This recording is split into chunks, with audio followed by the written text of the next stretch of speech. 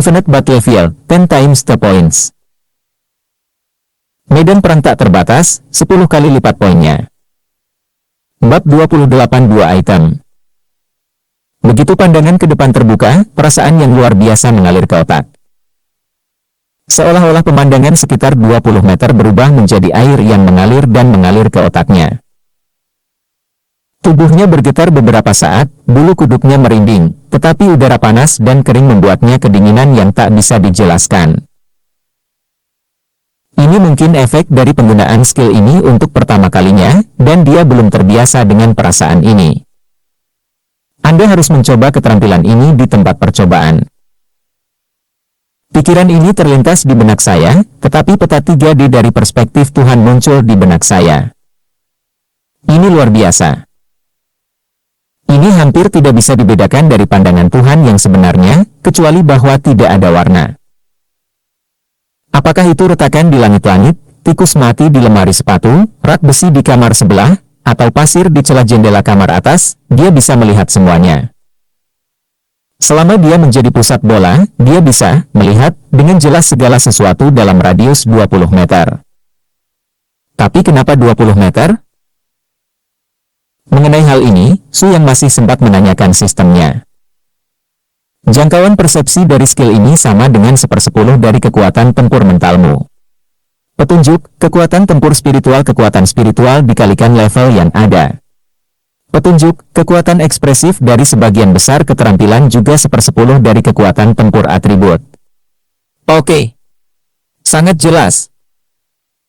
Kekuatan mentalku saat ini adalah 20, dan levelku adalah 10, jadi kekuatan mentalku adalah 200, dan 1/10 adalah 20. Karena jarak penginderaan hanya 20 meter, Su yang harus berkeliling untuk mencari apakah ada orang lain yang terluka. Kecepatannya tidak cepat, lagi pula dia hanya iseng dan punya ide untuk mencobanya. Jika dia dapat menemukannya, dia akan menemukannya, jika dia tidak dapat menemukannya, dia akan berkeliling dan keluar. Bagaimanapun, dia hanya dipersenjatai selama 10 menit saat ini, dan dia tidak dapat melakukan gerakan besar. Apa? Dalam persepsinya, seorang gadis kecil muncul. Su yang biasa mendongak, gadis kecil itu berada di bak mandi di sebuah kamar di lantai 3. Bak mandi ini ditekan oleh dinding yang runtuh, hanya menyisakan celah tangan. Bak mandinya setengah penuh dengan air, dan gadis kecil itu berjongkok di sana dengan tangan terlipat, tampak sangat tenang. Dia merasakan lingkungan gadis kecil itu lagi, dan menemukan bahwa dia berada di lokasi yang relatif tersembunyi. Dinding di sana semuanya telah runtuh.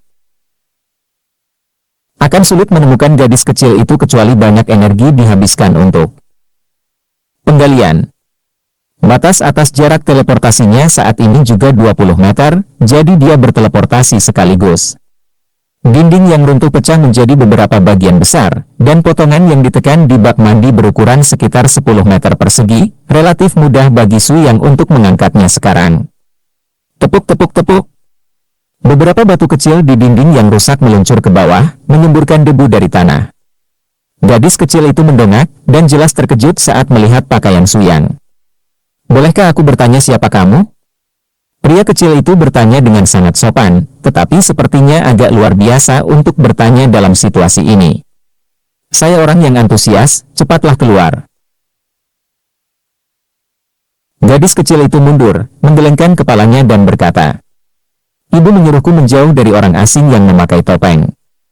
Kamu harus menutup pintu. Aku akan menunggu paman penegak hukum datang dan menyelamatkanku. Su Yang. Dia memikirkannya dengan hati-hati dan menemukan bahwa itu benar-benar masuk akal. Bagaimana jika Anda lolos dari api dan jatuh ke mulut harimau? Maka perlahan dinding yang rusak itu ditutup kembali. Rasanya seperti ada sesuatu yang tidak beres. Dia berbalik dan melihat seorang petugas pemadam kebakaran berdiri di sana dengan tercengang. Dia memintaku untuk melepaskannya, tidak?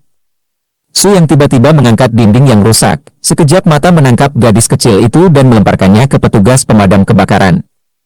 Aku bukan orang jahat. Mengambang di udara, dia melipat tangannya dan berkata dengan tenang. Prajurit itu mengambil gadis kecil itu dan tidak segera menurunkannya, tetapi bertanya kepada Su yang dengan penuh semangat. apakah kamu masih punya waktu untuk mempersenjatai? Bisakah kamu pergi ke lantai yang lebih tinggi untuk menyelamatkan orang? Tidak perlu banyak menabung. Lapisan pelindung api di lantai 24 baru saja terbakar, dan lebih dari 200 orang terjebak di sana di lantai 25. Sudah terlambat bagi kami untuk menyelamatkan. Jika kamu bisa terbang, kamu bisa menyelamatkan satu. Su yang mengangguk. Melihat hal ini, prajurit mengeluarkan masker oksigen cadangan dan tangki penyimpanan oksigen yang terpasang dari tas di punggungnya dan menyerahkannya kepadanya. Api di atas penuh dengan asap tebal, dan oksigen dalam tangki penyimpanan oksigen ini cukup untuk Anda gunakan. Kemudian dia mengambil gadis kecil itu dan pergi dengan tergesa-gesa. Memegang masker oksigen, Su yang merasa sedikit gembira. Tampaknya Anda benar-benar bisa mendapatkan gelombang poin keberuntungan. Dia melepas topengnya dan menggantinya dengan masker oksigen, menggantungkan tangki penyimpanan oksigen di pinggangnya, dan melihat ke arah waktu bersenjata. 8 menit dan 32 detik tersisa. Setelah beberapa teleportasi, dia sampai di luar gedung dan naik dengan cepat keluar gedung. Jika seseorang melihat dari kejauhan di belakang gedung, mereka akan melihat sosok berjubah putih melewati kobaran api yang membakar gedung dengan kecepatan tinggi. Lantai 25 seharusnya menjadi lantai tempat api baru saja mencapai. Menemukan lantai ini, Su yang bergegas masuk.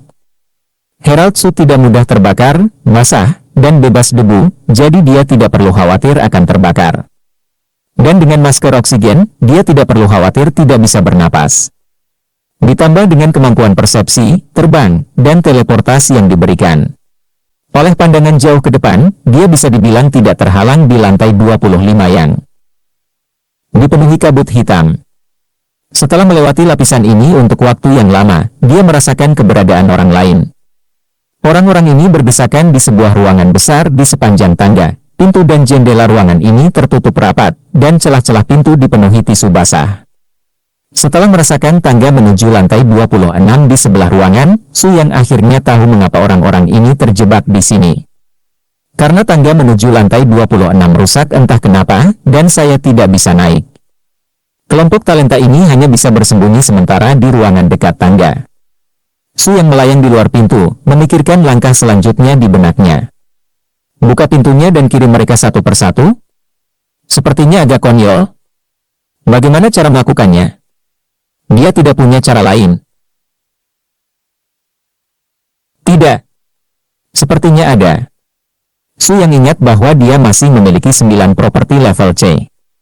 9 properti level C ini awalnya direncanakan untuk menunggu banyak orang mencapai level 10, dan kemudian membuka pertukaran untuk menjualnya. Mungkin sekarang saatnya untuk melihat apa yang berguna. Jika dia ingat dengan benar, seharusnya ada Evil Resisting Orb dan Convenient Passage. Kedua item ini mungkin bisa digunakan. Buka ruang sistem dan jelajahi 9 alat peraga level C lagi.